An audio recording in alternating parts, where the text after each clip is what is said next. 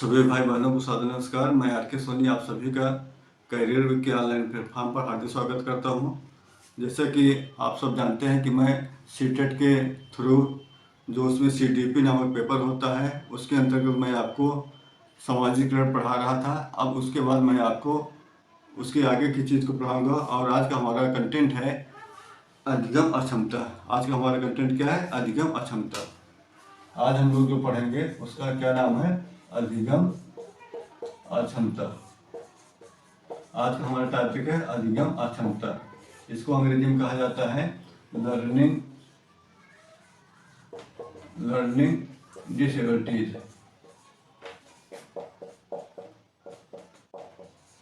क्या कहा जाता है? लर्निंग डिसेबिलिटीज कहा जाता है।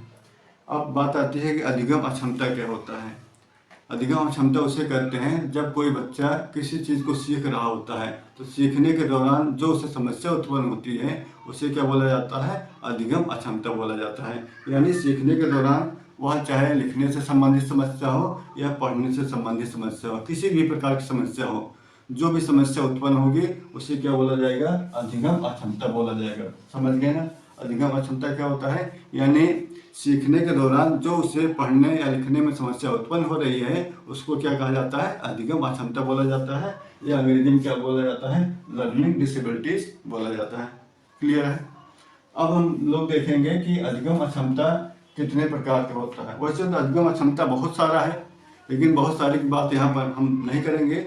उसमें से जो मेन हमारा अधिगम अक्षमता है उसकी बात हम लोग करेंगे।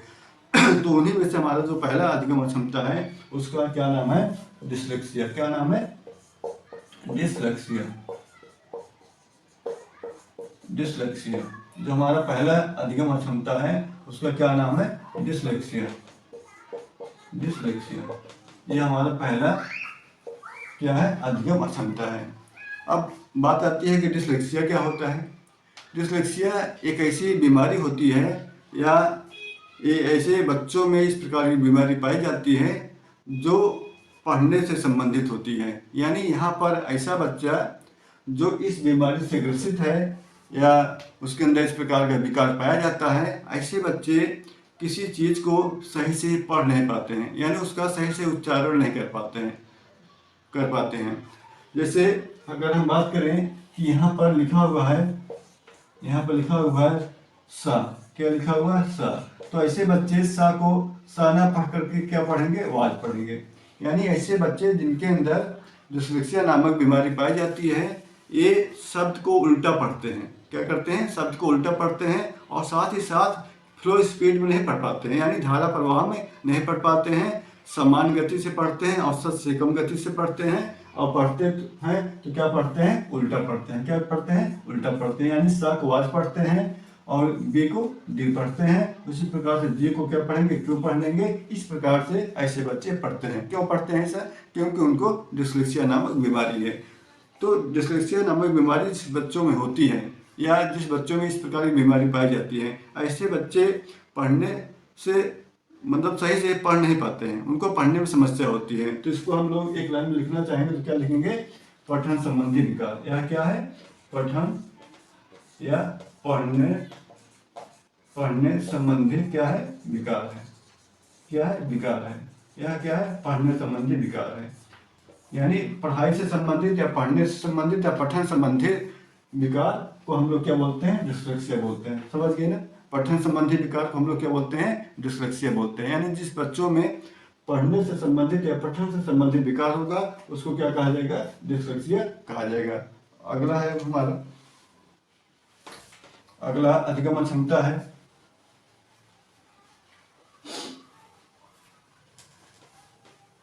अगला हमारा है दूसरा है डिसग्राफिया। क्या है? डिसग्राफिया।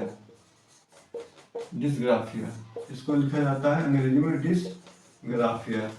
क्या लिखा जाता है? डिसग्राफिया। ठीक है ना? अब डिसग्राफिया क्या होता है? यहाँ पर मैं आपको डिसलेक्सिया के बाद इसलिए पढ़ा रहा हूँ क्योंकि डिसलेक्सिया और डिसग्राफिया में कहीं न कहीं समानता है। इसलिए डिसलेक्सिया के साथ साथ हमेशा डिसग्राफिया को पढ़ाया जाता है और पढ़ना भी चाहिए, तभी आपको ये दोनों चीज़ें याद रहेगी, नहीं तो कन्फ्यूजन हो जाएगा। डिसलेक्सिया के अंतर्गत मैं आपको बता रहा था कि वहाँ पर पठन संबंधी विकार होता है, वहाँ पर पढ़ाई से संबंधित क्या होती है, समस्या होती है, कठिनाई होती है। यहाँ पर क्या होता है, यहाँ पर उसका उल्टा होता है। वहाँ पर पढ़ने संबंधी समस्या थी, यहाँ पर क्या है, लेखन संबंधी समस्या है। यहाँ क्या, लेखन संबंधी समस्या है, यानी यहाँ पर लेखन संबंधी क्या है, विकार है।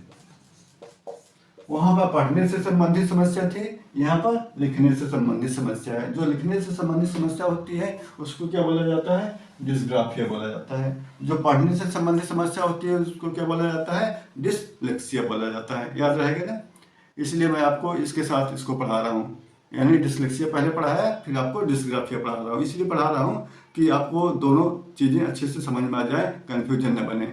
डिसलेक्सिया के अंतर्गत मैं आपको बता रहा था कि वहाँ पर पढ़ने से संबंधित समस्या होती है, और डिस्ग्राफिया के अंतर्गत मैं आपको बता रहा हूँ कि यहाँ पर लिखने से संबंधित समस्या होती है। वहाँ पर चीज़ों को बच्चा उल्टा लिख रहा था, शायरी पढ़ रहा था, और यहाँ पर चीज़ों को बच्चा उल्टा लिखेगा। वहाँ पर क्या कर रहा था, उल्टा पढ़ रहा था, यहाँ पर क्या करेगा, उल्टा लिखेगा। जिससे वहाँ पर स को वाज पढ़ रहा था, अब यहाँ पर क्या करेगा, स को क्या करेगा, वाज लिखेगा।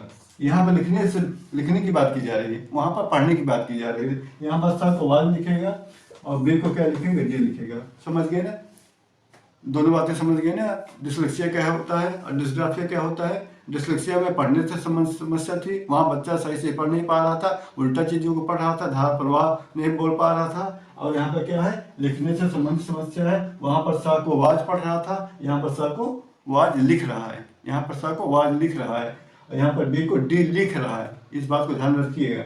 याद करने का ट्रिक क्या है, यहाँ पर आप देख रहे हैं ग्राफ लिखा हुआ है, क्या लिखा हुआ है, ग्राफ लिखा हुआ है। और हम लोग लिखने का काम किस पर करते हैं, ग्राफ पर करते हैं। लिखने का काम हम लोग किस पर करते हैं, ग्राफ पर करते हैं। तो जब हम लोग लिखने का काम ग्राफ पर करते हैं तो ग्राफ से आप ग्राफी याद कर लीजिएगा, यानी डिस्ग्राफी याद कर लीजिएगा, और आपको तुरंत आपके दिमाग में बातें याद आ जाएगी कि जब हम ग्राफ पर किसी चीज़ को लिखते हैं तो हमारा क्या होता है, डिस्ग्राफिया होता है। यानी लेखन से संबंधित जो भी समस्या होती है वह क्या कहलाती है, डिस्ग्राफिया कहलाती है। और ग्राफिया को हम लोग कैसे याद किए थे, ग्राफ से याद किए थे। क्यों, क्योंकि ग्राफ पर लिखा जाता है, और लिखा जो जाता है उसकी जो समस्या होती है उसे क्या बोला जाता है, डिस्ग्राफिया बोला जाता है। क्लियर है, याद हो गया होगा, आपको समझ में आ गया होगा। अब आगे बढ़ते हैं।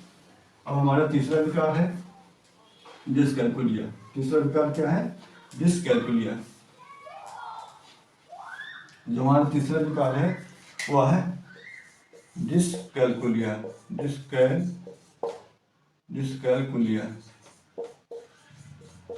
तीसरा विकार है डिसकैलकुलिया। डिसकैलकुलिया, ठीक है। तीसरा विकार है डिसकैलकुलिया। अब डिसकैलकुलिया सबसे ऐसा लग रहा है कि यह कहीं ना कहीं कैलकुलेटर से संबंधित है, यानी कैलकुलेशन से संबंधित है, यानी गणना से संबंधित समस्या है। तो यह जो डिसकैलकुलिया होती है इसमें ऐसे बच्चे होते हैं जिनको गणना से संबंधित समस्या होती है, यानी ऐसे बच्चे गणना सही नहीं कर पाते हैं, उनको गणना करने में क्या होती है, कठिनाई होती है, समस्या होती है। तो यह कैसे विकार कहलाएगा, गणना संबंधी विकार कहलाएगा। क्या कहलाएगा, गणना संबंधी विकार कहलाएगा। यानी ऐसे बच्चे गणना नहीं कर पाते हैं, यानी जोड़ घटाना गुणा भाग इत्यादि चीजें ऐसे बच्चे कर नहीं पाते हैं। जब ऐसे बच्चे जोड़ घटाना गुणा भाग यानी गणना नहीं कर पाते हैं तो उनमें कौन सी बीमारी पाई जाती है या कौन सा विकार होता है, उन्हें डिसकैलकुलिया होता है। इसको अब याद कैसे करेंगे, यहाँ पर लिखा हुआ है डिसकैलकुलिया। क्या लिखा हुआ है, डिसकैलकुलिया। डिसकैलकुलिया में आपको क्या पढ़ लेना है, कैलकुलिया पढ़ लेना है। और कैलकुलिया से कहीं ना कहीं आपको ऐसा इंगित हो रहा होगा, इंडिकेट कर रहा है कि यह कैलकुलेटर से कहीं ना कहीं संबंधित है। इसको आपको क्या मान लेना है, इसको आपको थोड़ी देर के लिए कैलकुलेटर मान लेना है, कैलकुलेटर मान लेना है। और कैलकुलेटर का काम क्या होता है, गणना होता है। क्या होता है, गणना होता है। जब कैलकुलेटर का काम गणना होता है तो यह किससे संबंधित है, डिसकैलकुलिया से संबंधित है। यानी गणना से संबंधित जो भी विकार होता है, जो भी समस्या होती है, जो भी कठिनाई होती है, वह बच्चा सही से जोड़ घटाना गुणा भाग नहीं कर पाता है, यानी गणना नहीं कर पाता है। तो इस प्रकार की जो भी समस्या होती है उस बच्चे में, उसको क्या बोला जाता है, डिसकैलकुलिया बोला जाता है। अब हम लोग आगे का अधिगम क्षमता पढ़ेंगे। और चौथा हमारा अधिगम क्षमता है डिसमोर्फिया। क्या है, चौथा हमारा क्या है, डिस्मोर्फिया है। चौथा हमारा जो अधिगम अक्षमता है वह है डिस्मोर्फिया। डिस्मोर्फिया, डिस्मोर्फिया क्या है? डिस्मोर्फिया। जो हमारा चौथा अधिगम क्षमता है उसका क्या नाम है? डिस्मोर्फिया है। क्या नाम है? डिस्मोर्फिया है। अब यहाँ पर आप देखेंगे कि जो डिस्मोर्फिया होता है, डिस्मोर्फिया ऐसे बच्चों में पाया जाता है जिसमें इस प्रकार की जो भी बीमारी होती है, ऐसे बच्चे दो पशुओं में या दो पक्षियों में अंतर स्पष्ट नहीं कर पाते हैं। उनको लगता है यार ये दोनों पक्षी या दोनों पशु समान है। मतलब उनका जो शारीरिक संरचना होता है, यानी जो उनका बॉडी शेप होता है, उसमें ऐसे बच्चे अंतर स्पष्ट नहीं कर पाते। उनको लगता है कि दोनों जानवर सेम हैं, उनको सेम दिखाई देता है। उसमें वो ऐसे बच्चे कोई भी अंतर स्पष्ट नहीं कर पाते हैं। यानी दोनों पक्षियों में या दोनों पशुओं में अंतर स्पष्ट न कर पाना।